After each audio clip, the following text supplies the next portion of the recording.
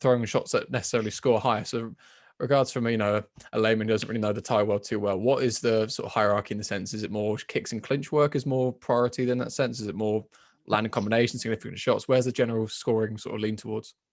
It's a weird one, because it basically how to score Muay Thai is it's scored on effect.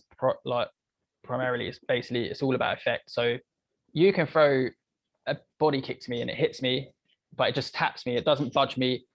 I'm still in my base and I'm still solid. And I throw a massive low kick back, and your leg goes boom all the way over there.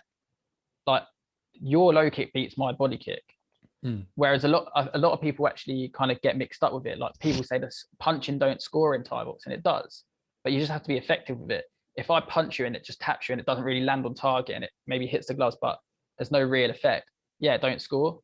But if I use the body kick, it hits you, but then you throw a big punch back and my head rocks right back, you score bigger than me.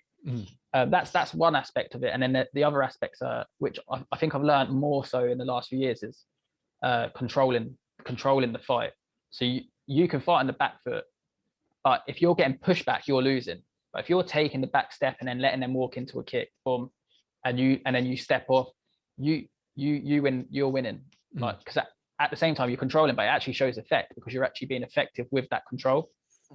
And I've learned that over, I'd say, like, more so. I used to think it was more just pure effect, but I actually think they score more controlling. So it doesn't matter what the technique is. It could be clinch, it could be a kick.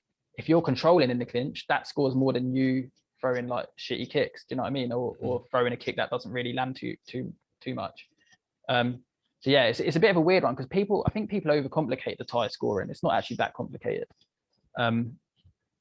Yeah, just about control and effect, I'd say, is the two main things. So when I'm sparring, it'd be trying to look like I'm in control is what I'd like to do. Yeah.